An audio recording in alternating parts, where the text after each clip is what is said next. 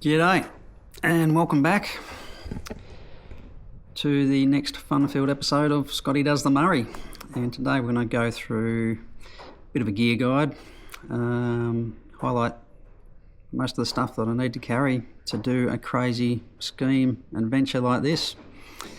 Hope you find it interesting. I think I've got most of my gear. Some of it's going to be a bit of trial and error, so we'll still need to find out what works, what doesn't work, but we'll learn along the way. Okay, so here we go. So let's start with the boat. Probably the most important piece of equipment that I need to do this trip. Without it, I'm not going anywhere. So my kayak is a Natureline Marlin 495. So this was built in Queensland by a good friend of mine, Mr. Dan Obridge. When he operated the brand out of Brisbane, Dan later went on to found One Tree Canoe Company. Not sure where Dan is at the moment. Rumour has it that he grew another head and actually moved to Tasmania. But hey, you're all right, Dan. We miss you, mate. And very proud and honoured to be paddling one of your boats down the Murray. So what we've got down here, we'll start off with camping gear.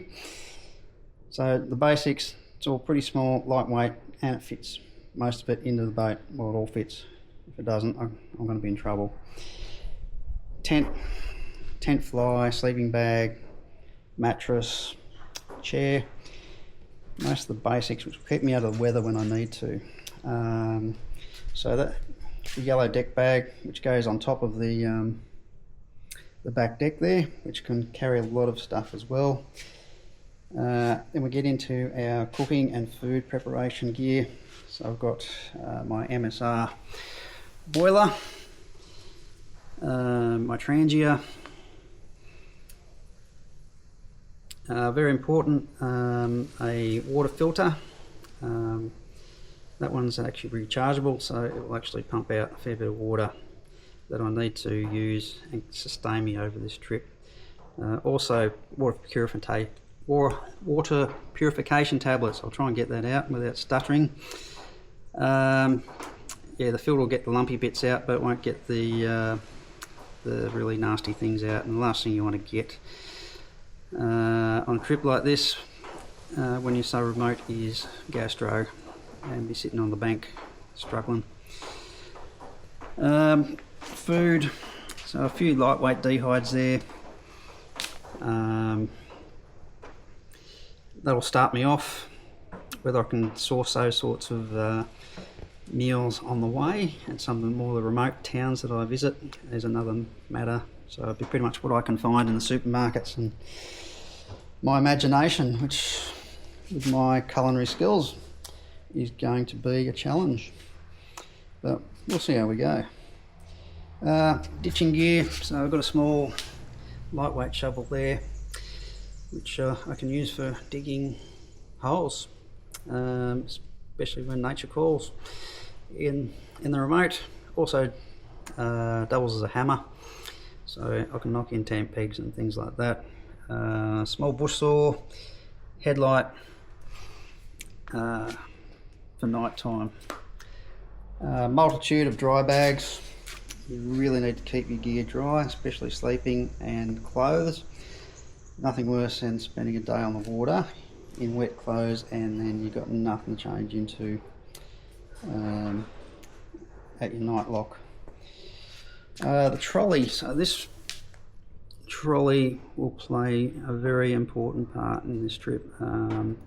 Number of reasons. So there's about 3 points on the trip where I'll need to portage the kayak around locks, especially Lake Hume or Hume Weir and Lake Malaware at Yarrawonga, where the locks don't actually open, so you have to walk around those.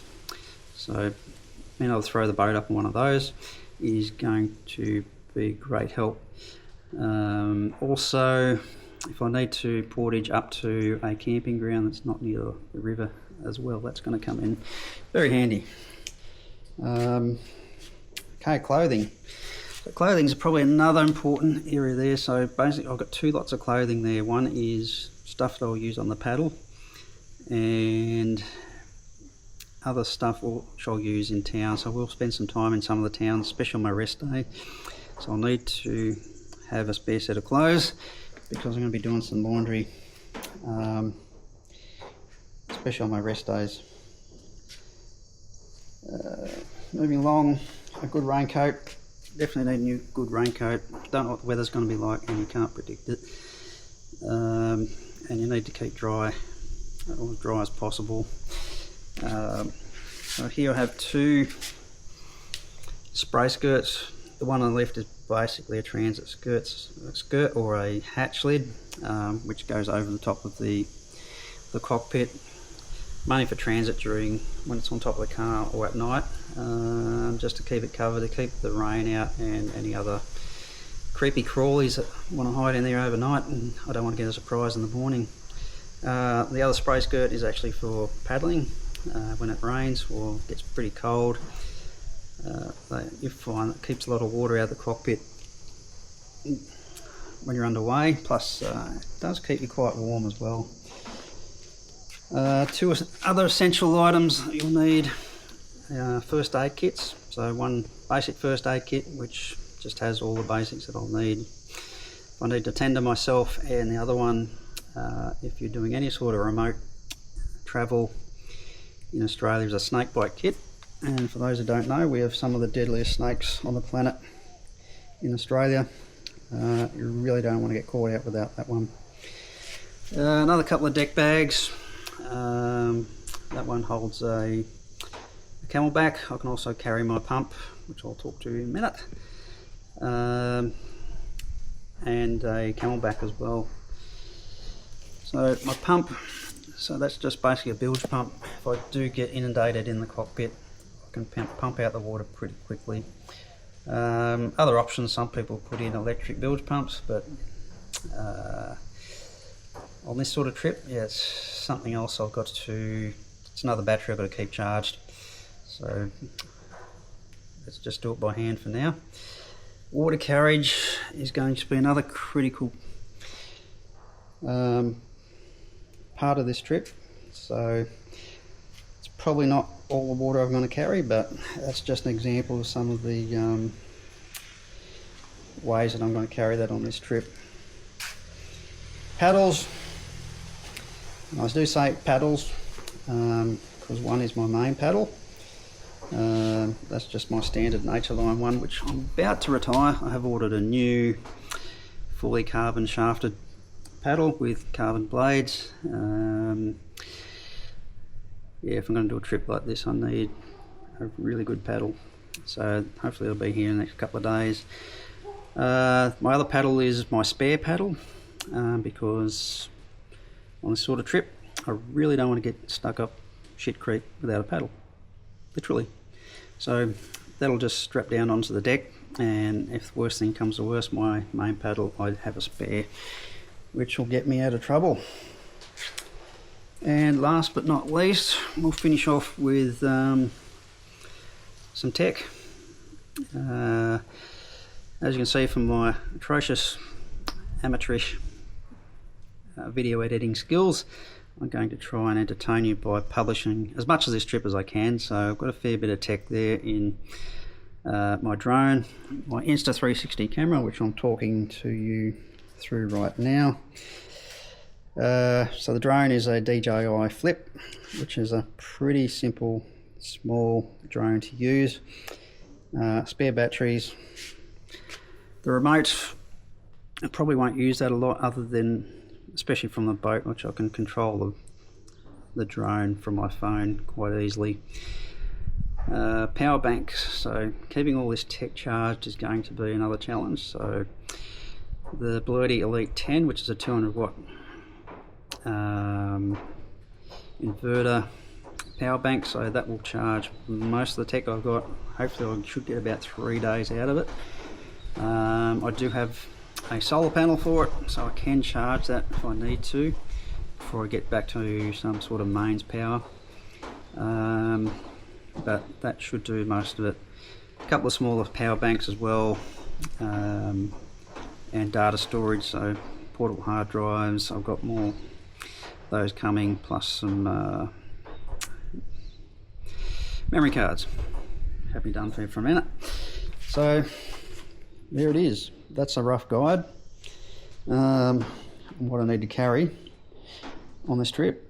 If you got any questions, let me know. So there you have it. That is my gear guide in a nutshell. What you see there is probably about 95% of what I'm going to carry once I get on the water. Probably be a few more additions. That the food list there is by no means definitive. There'll probably be a couple of places along the way where I'll need to carry at least 6 to 7 days of food to get me through to the next major town. Water, I'll probably need to carry more water, even though I've got some filtration there, but I'd like to feel a bit more secure with some more water, so I'll add to that as well. So what I'm going to do from here, got a couple of practice paddles I'm working on. That's going to shake a few more bugs out, so I can actually practice doing some setting up, getting all my gear off the boat onto the shore, packing up, repacking the boat and going again, plus trying to get my paddle fitness up there. So the more paddling I do before I go, the better I'm going to be. From here we plan on leaving home here in Queensland on the 12th of March. A couple of days to get down to the region. On the 14th we plan on doing the Kosciuszko Summit, and from there we'll come back down, prepare the boat and me ready to hit the water on the 15th of March. So that is the plan in a nutshell. Any questions, let me know. Put it down in the comments, and yeah, thanks for watching.